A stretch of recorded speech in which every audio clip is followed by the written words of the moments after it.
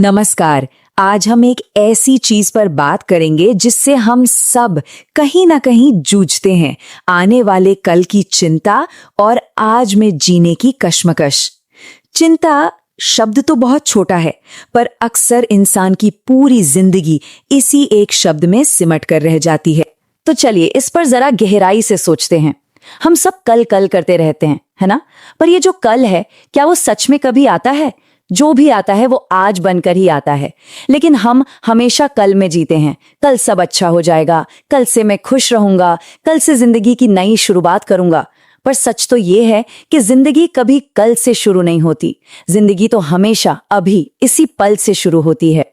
तो जो लोग इस अभी को, इस आज को टालते रहते हैं, उनकी जिंदगी का क्या? चलिए समझते हैं कि भविष्य की चिंता की असली कीमत क्या होती है। एक कहानी सुनते हैं। एक आदमी था और उसकी पूरी जिंदगी बस एक ही डर में निकल गई। कल क्या होगा?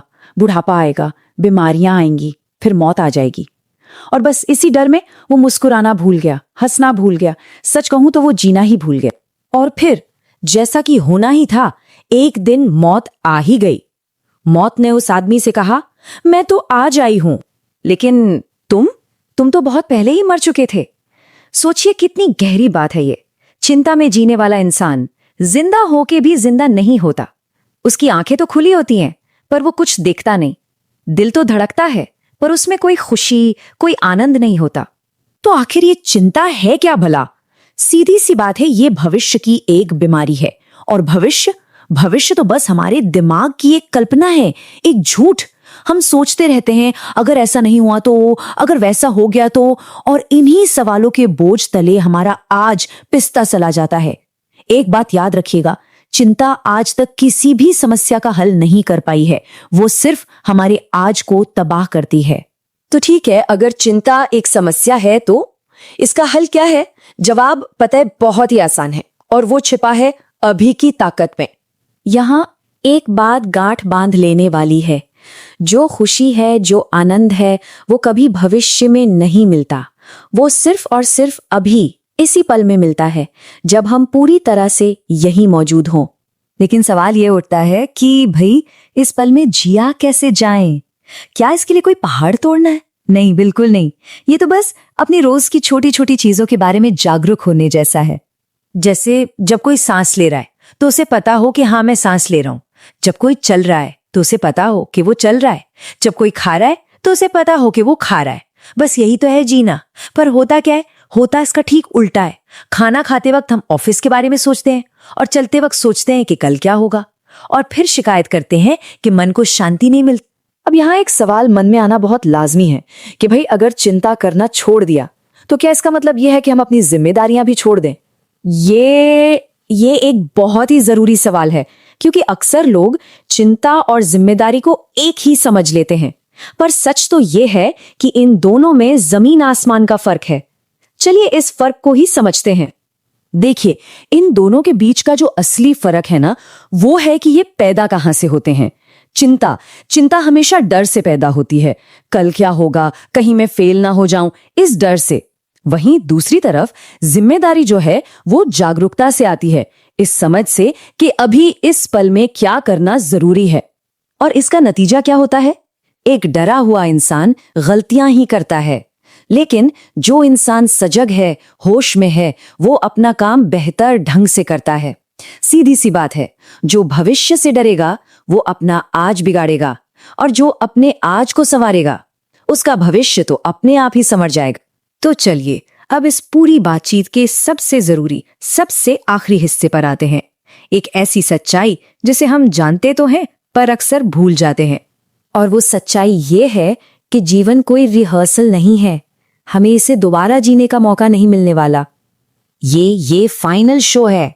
जो आज नहीं जिया गया वो कभी नहीं जिया जाएगा।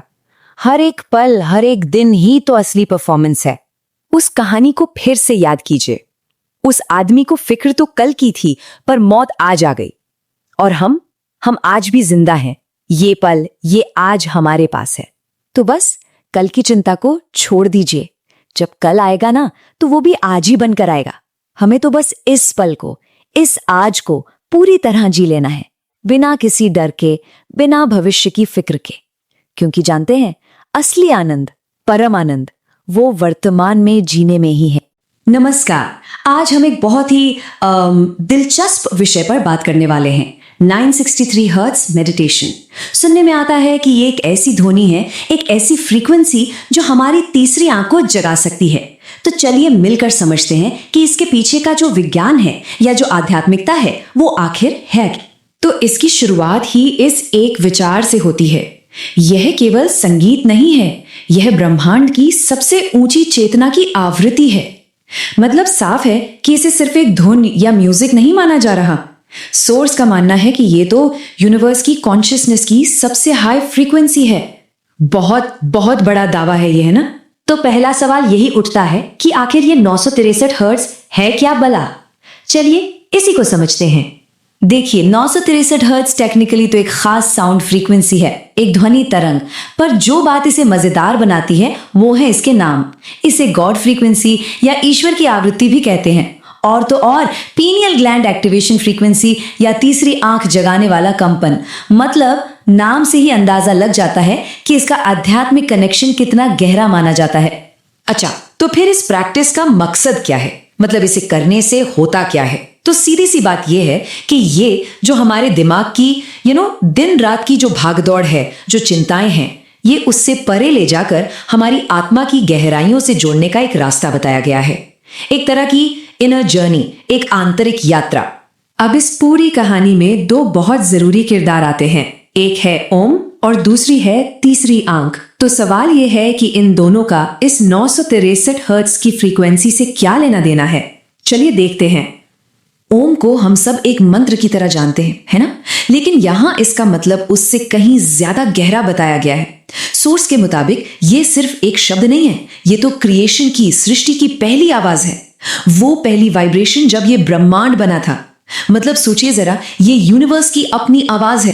तो ये जो कॉस्मिक वाइब्रेशंस हैं, ये जो ब्रह्मांडीय कंपन है, ये जाता कहां है? ये सीधा असर करता है हमारे दिमाग के बिल्कुल सेंटर में मौजूद एक छोटी सी ग्लैंड पर, पीनियल ग्लैंड।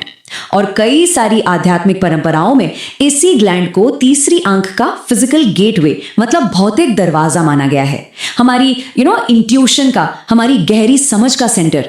तो अब देखिए कनेक्शन कितना सीधा है। ऐसा माना जाता है कि जब ओम का जाप होता है तो उसकी जो वाइब्रेशन है, उसकी गूंज, वो सीधे सीधे इस पीनियल ग्लैंड को एक्टिवेट करती है। और बस यहीं से तीसरी आंख के खुलने का जो पूरा प्रोसेस है वो शुरू हो जाता है। अच्छा, थियोरी तो बहुत हो गई, अब ये भी जान लेते हैं कि इस मेडिटेशन को असल में किया कैसे जाता है। क्या है इसके स्टेप्स? इसकी तैयारी बहुत ही सिंपल है। सबसे पहले तो एक शांत जगह चाहिए जहां आराम से सीधी रीढ़ करके बैठ सकें। आंखें धीरे से बंद कर दें। फिर 3 गहरी सांसें लेनी है और हर सांस छोड़ते हुए शरीर का सारा तनाव रिलीज कर देना है। इसके बाद सारा ध्यान, सारा फोकस अपनी दोनों भौहों के बीच में ले आना है और यहीं पर एक चमकते हुए नीले बैंगनी रंग के प्रकाश को विजुअलाइज करना है, उसकी कल्पना करनी है। और यहां पर ना साउंड और विजुअलाइजेशन, मतलब ध्वनि और कल्पना दोनों एक साथ काम करते हैं। महसूस ये करना है कि जैसे जैसे 963 हर्ट्ज की साउंड वेव आ रही है, वो उस नीली बैंगनी रोशनी को और ज्यादा इंटेंस बना रही है। और फिर धीरे धीरे ये जो रोशनी है, ये जो एनर्जी है, वो पूरे दिमाग में फैल रही है। तो जब ये एनर्जी पूरे दिमाग में फैलती है तो इसका असर क्या होता है? अब बात करते हैं इसके अनुभव की, कि महसूस क्या होता है। ये सिर्फ एक लाइट को इमेजिन करना नहीं है। ऐसा माना जाता है कि ये जो ऊर्जा फैल रही है, ये एक तरह की प्योरीफाइंग फोर्स है, एक शुद्ध करने वाली शक्ति। ये हमारे अंदर के डर को, एंग्जाइटी को और जो भी पुराने दर्द हैं, उन्हें धीरे धीरे पिघला देती है। तो ये एक तरह का ट्रांसफॉर्मेशन है, एक बदलाव। डर, चिंता और अतीत के दर्द जैसी चीजों को रिलीज करके एक सेफ और शांत होने की अवस्था में आना। कह सकते हैं कि यही इस ध्यान का इमोशनल गोल है। और बात सिर्फ इमोशंस तक ही सीमित नहीं है। सोर्स का यह भी दावा है कि ये फ्रीक्वेंसी फिजिकल लेवल पर, यानी शारीरिक स्तर पर भी काम करती है और बॉडी के हर एक सेल को, हर एक कोशिका को हील करती है, उसे स्वस्थ बनाती है। तो सवाल यह है कि आखिर में इस एक्टिवेशन से मिलता क्या है? इसके जो फायदे बताए गए हैं वो काफी गहरे हैं। जैसे कि इंट्यूशन पावर का बढ़ जाना, सपने ज्यादा क्लियर दिखना, एक तरह की स्पिरिचुअल विजन का एक्टिवेट होना और यहां तक कि चीजों को उनके असली रूप में यानी सच को देखने की काबिलियत आना। और अब आते हैं आखिरी पड़ाव पर, जागृति की अवस्था, यानी कि इस गहरे ध्यान से वापस कैसे आना है। मेडिटेशन का अंत कभी भी झटके से नहीं होना चाहिए। ये एक बहुत ही धीमी और जेंटल प्रोसेस है। धीरे धीरे अपने शरीर के प्रति, अपने आसपास के माहौल के प्रति अवेयरनेस को वापस लाना है। ऐसा करने से जो ध्यान का अनुभव है वो बना रहता है। और ये पूरी प्रैक्टिस खत्म होती है कुछ पावरफुल अफर्मेशंस के साथ, कुछ शक्तिशाली पुष्टियों के साथ, जैसे कि मैं जागृत हूं, मेरी तीसरी आंख खुल रही है, मेरा मन शांत है, मेरा शरीर हील हो रहा है, मैं ब्रह्मांड से जुड़ा हुआ हूं। इनको दोहराने का मकसद है कि जो भी अनुभव हुआ है वो अंदर तक पक्का हो जाए। तो ये सब जानने के बाद हम एक बहुत ही गहरे सवाल पर आके रुक जाते हैं कि ध्वनि, साउंड, हमारी चेतना, हमारी कॉन्शियसनेस और हमारा शरीर, इन तीनों के बीच आखिर रिश्ता क्या है। ये एक ऐसा सवाल है जहां साइंस और स्पिरिचुअलिटी, विज्ञान और आध्यात्मिकता दोनों की सीमाएं धुंधली सी पड़ जाती हैं। ये वाकई में सोचने वाली बात है ना? कभी ऐसा महसूस हुआ है कि जीवन में एक पल आता है जब सब कुछ जाना पहचाना सा होकर भी एकदम अजनबी सा लगने लगता है। ये कोई फैसला नहीं होता, बल्कि एक बहुत ही गहरा एहसास होता है, एक जागरण जो असल में तब शुरू होता है जब दुनिया के रंग फीके पड़ने लगते हैं। एक बहुत गहरी बात कही गई है कि अगर संसार अब अजनबी लग रहा है तो जान लो कि तुम जाग चुके हो। ये बस एक एहसास है। ऐसा लगता है जैसे आत्मा गहरी नींद से जागकर अपने ही जीवन को बड़ी हैरत से देख रही हो। तो जागरण का जो पहला पड़ाव है वो एक गहरे अंदरूनी बदलाव से शुरू होता है। अब आत्मा जीवन की सतह के उस पार देखने लगती है और जिन बातों पर पूरी दुनिया हंसती खेलती है वो सब अचानक बोझिल लगने लगती हैं। देखिए, एक तरफ है समाज की दौड़, सफलता की होड़, मनोरंजन का शोर, दिखावा, और दूसरी तरफ ये सब अचानक खोखला और थकाऊ लगने लगता है। ये जो दूरी बनती है ना, ये किसी घमंड से नहीं, बल्कि एक नई और बिल्कुल साफ नजर से पैदा होती है। और यहीं पर यह सवाल उठता है, मैं पहले जैसा क्यों नहीं रहा। एक गहरी उलझन होती है और अपने ही कल से एक दूरी महसूस होती है। लोग कहते हैं तुम तो बदल गए हो, और इंसान खुद से पूछता है मुझ में ऐसा क्या बदल गया है। जवाब बहुत सीधा है, पहले सो रहे थे, अब देख रहे हैं। और यह समझना बहुत जरूरी है कि यह बदलाव खुद को दूसरों से बेहतर समझने की वजह से नहीं आता। ये तो बस सच को साफ साफ देखने की एक नई काबिलियत है। और सच देखना अक्सर तकलीफ देता है। और यहीं से दूसरा पड़ाव शुरू होता है, जहां देखने का यह तोहफा एक भारी बोझ बन जाता है। ये गहरे अकेलेपन और एक अंदरूनी तूफान का दौर है। अब तो आम बातचीत भी थकाने लगती है, क्योंकि अब सिर्फ शब्द नहीं सुनाई देते, उनके पीछे का सच भी दिखाई देने लगता है। जब किसी की मुस्कान के पीछे की थकान चुभने लगे तो समझ जाना चाहिए नजर खुल चुकी है। इस दर्दनाक साफ नजर का एक हैरान करने वाला नतीजा भी होता है। गुस्सा नहीं, नफरत नहीं, बल्कि एक गहरी करुणा। और ये करुणा दूसरों के छिपे हुए संघर्षों को देखने से पैदा होती है। अब ये जो करुणा है, ये दया दिखाने से बहुत अलग है। दया में कहीं ना कहीं खुद को ऊपर समझने का भाव होता है, लेकिन यहां किसी को सही या गलत नहीं ठहराया जाता। बस ये देखा जाता है कि वो इंसान अपने सफर में अभी कहां है।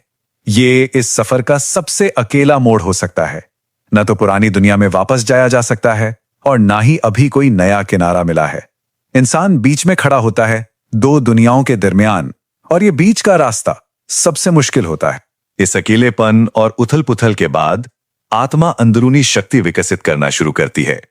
अब वो अपनी नई दृष्टि में डूबने के बजाय उसके भीतर मजबूती से खड़ा होना सीखती है।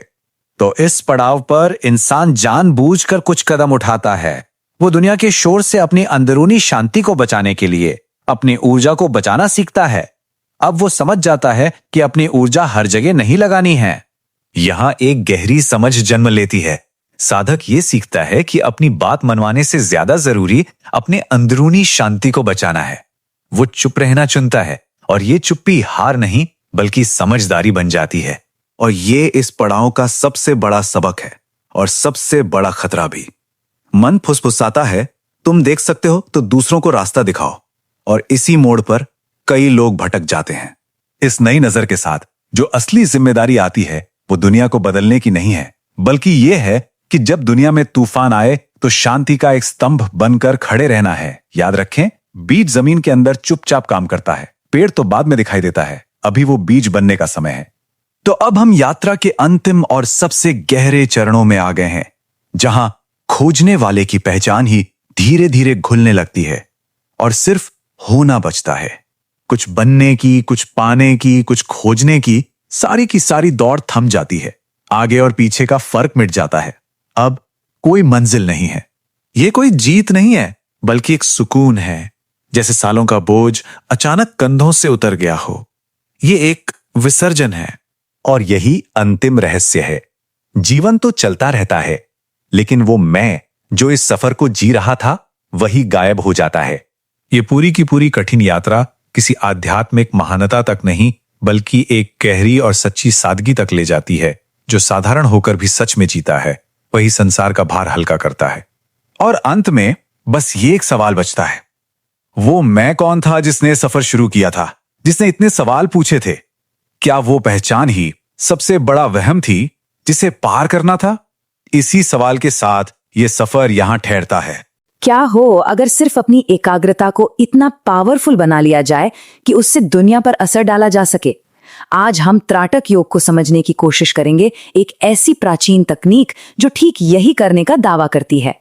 तो चलिए देखते हैं कि हमारी नजरों में आखिर कितनी ताकत छिपी है। जरा सोचिए, दुनिया के किसी भी इंसान को अपनी मर्जी से चलाने की ताकत। ये सुनने में किसी सुपर हीरो मूवी का डायलॉग लगता है ना? पर ये त्राटक योग के सबसे बड़े दावों में से एक है। सवाल ये है कि इतनी अविश्वसनीय बात आखिर काम कैसे करती है?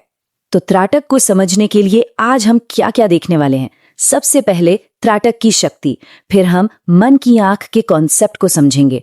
उसके बाद एकाग्रता के 5 रास्ते देखेंगे, फिर 2 खास प्रैक्टिसेस को जानेंगे, मूर्ति त्राटक और दर्पण त्राटक। और आखिर में इस शक्तिशाली साधना का असली मकसद क्या है, जो शायद वो नहीं है जो हम सोच रहे हैं। सिर्फ एकटक देखने की शक्ति, इसका जिक्र हमारी पुरानी कहानियों में बार बार आता है। ये कोई नई बात नहीं है। हिंदू माइथोलॉजी तो ऐसे किस्सों से भरी पड़ी है, जहां एक शक्तिशाली नजर ने नामुमकिन को मुमकिन कर दिखाया। चलिए कुछ सबसे फेमस एग्जाम्पल्स देखते हैं। सोचिए जरा, भगवान शिव ने अपनी तीसरी आंख खोली और कामदेव भस्म। या फिर गांधारी को याद कीजिए, जिनकी एकटक नजर ने अपने बेटे दुर्योधन के शरीर को लगभग लोहे का बना दिया था। यहां तक कि राजा बाली ने भी इसी शक्ति से महाशक्तिशाली रावण को हरा दिया था। ये सिर्फ कहानियां नहीं हैं, ये इस बात की तरफ इशारा करती हैं कि हमारी नजरों में कितनी जबरदस्त शक्ति छिपी हो सकती है। ये कहानियां हैं तो कमाल की, पर सवाल यह है कि क्या इसके पीछे कोई असल सिद्धांत है? मतलब सिर्फ देखने भर से इतनी ताकत कैसे? अब वक्त है कि इन मिथकों से आगे बढ़कर त्राटक योग के काम करने के तरीके को समझा जाए। तो ऐसा समझिए, हमारा दिमाग एक आइसबर्ग जैसा है। जो छोटा सा हिस्सा पानी के ऊपर दिखता है वो है हमारा कॉन्शियस माइंड, रोजमर्रा के सोच विचार। लेकिन असली खेल तो पानी के नीचे है, हमारा सबकॉन्शियस माइंड, जहां सारी असली पावर छिपी है। त्राटक योग इन दोनों के बीच एक पुल की तरह काम करता है, और जब ये दोनों हिस्से जुड़ जाते हैं तो कहते हैं कि तीसरी आंख खुल जाती है और विल पावर का एक ऐसा लेवल अनलॉक होता है जिसकी हम कल्पना भी नहीं कर सकते। तो थ्योरी तो समझ आ गई, अब बात करते हैं प्रैक्टिकल की। त्राटक करने के वैसे तो कई तरीके हैं, लेकिन हम 5 सबसे मेन तरीकों पर फोकस करेंगे। मंजिल एक ही है, मन पर काबू पाना, लेकिन रास्ते अलग अलग हैं। तो ये है वो 5 रास्ते। मूर्ति त्राटक, मतलब किसी मूर्ति या तस्वीर को देखना। ताम वस्त्र त्राटक, एक लाल कपड़े पर रखे अनाज के दाने को घूरना। बिंदु त्राटक, जो सुनने में आसान लगता है पर है बहुत मुश्किल, सिर्फ एक डॉट को देखना। फिर है प्रतिबिंब त्राटक, यानी आईने में खुद को देखना। और आखिर में दृश्य त्राटक, किसी दूर की चीज को देखना। ये सब अलग अलग टूल्स हैं। चलिए देखते हैं इन्हें इस्तेमाल कैसे करना है। तो चलिए सबसे पहले और शायद सबसे आसान प्रैक्टिस से शुरू करते हैं, मूर्ति त्राटक। अगर कभी किसी तस्वीर को देखकर एक कनेक्शन महसूस होता है, चाहे वो किसी गुरु की हो, किसी भगवान की, या बस किसी फूल की, तो ये प्रैक्टिस बिल्कुल सही शुरुआत है। देखते हैं कि इस जुड़ाव को एक शक्तिशाली ध्यान में कैसे बदलते हैं। तरीका बहुत सीधा है, पर डिसिप्लिन चाहिए। करना क्या है, एक 3x3 इंच की ब्लैक एंड व्हाइट तस्वीर लेनी है। उसे दीवार पर अपनी आंखों की सीध में करीब 3.5 फीट की ऊंचाई पर लगा दें। अब उससे 3 फीट दूर बैठ जाइए और अब असली काम। तस्वीर को 20-25 सेकंड तक बिना पलक झपकाए देखना है। फिर आंखें बंद कर लीजिए और उसी तस्वीर को अपने मन में देखने की कोशिश कीजिए। बस इसी साइकिल को रोज 21 बार दोहराना है। तो पता कैसे चलेगा कि कुछ हो भी रहा है या नहीं?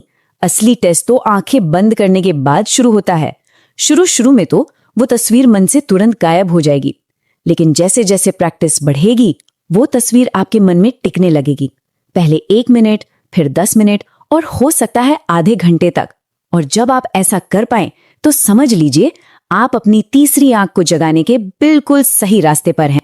अब आते हैं उस प्रैक्टिस पर जिसे त्राटक का ग्रैंड मास्टर कहा जाता है, सबसे शक्तिशाली और सबसे मुश्किल भी। ये है प्रतिबिंब त्राटक, यानी आईने में खुद का सामना करना। सुनने में ये शायद आसान लगे, पर यकीन मानिए ये आपके सब्र का ऐसा इम्तिहान लेगा जैसा शायद ही किसी और चीज ने लिया हो। तो करना क्या है? एक कम रोशनी वाला कमरा चाहिए और एक अच्छा सा शीशा, करीब 8 बाय 6 इंच का। शीशे से 3 फीट दूर बैठ जाइए। अब ध्यान से सुनिए, आपको अपनी आंखों में नहीं देखना है, बल्कि अपनी दोनों भौहों के बीच यानी थर्ड आई पर फोकस करना है। और यहीं से चीजें अजीब होनी शुरू हो सकती हैं। अगर आप फोकस बनाए रखते हैं तो एक पल ऐसा आएगा जब आपका अपना चेहरा शीशे से गायब हो जाएगा, सिर्फ शीशा रह जाएगा। और तब आपको क्या दिखेगा? करीब 1 महीने तक रोज 20 मिनट प्रैक्टिस करने के बाद शीशा आपको कुछ दिखाना शुरू कर सकता है। हो सकता है आपको अपने चेहरे की जगह सुंदर बगीचे दिखें, या पेड़, या फिर कुछ अनजान लोगों के चेहरे।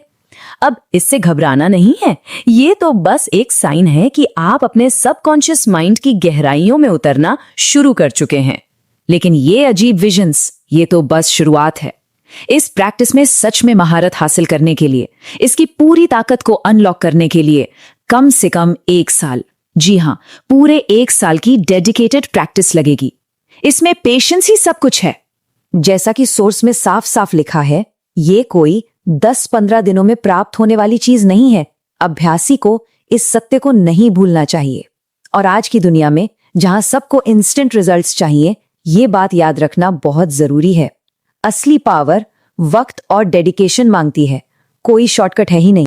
तो हमने इतनी सारी कमाल की शक्तियों की बात की, दूसरों का मन पढ़ लेना, भविष्य के सपने देखना, लेकिन क्या हो अगर ये सब सिर्फ साइड इफेक्ट्स हो? क्या हो अगर त्राटक का असली मकसद कुछ और ही हो, कुछ बहुत गहरा, कुछ बहुत पर्सनल? चलिए इस राज से भी पर्दा उठाते हैं। देखिए, जो फायदे बताए गए हैं वो हैं तो बहुत कमाल के। याददाश्त और कंसंट्रेशन गजब की हो सकती है, दूसरों के मन की बात समझने की क्षमता आ सकती है, दिव्य दर्शन हो सकते हैं, यहाँ तक कि वशीकरण यानी हिप्नोटिक इन्फ्लुएंस की शक्ति भी मिल सकती है। आत्मनियंत्रण बढ़ जाता है और आंखों में एक अलग ही तेज आ जाता है। ये कोई जादू टोना नहीं, ये बस एक फोकस्ड दिमाग के नेचुरल बाय प्रोडक्ट्स हैं। लेकिन कहानी में एक ट्विस्ट है। ये सारी सुपरनैचुरल पावर्स, ये असली मंजिल नहीं है, ये तो बस रास्ते में आने वाले माइलस्टोन्स हैं।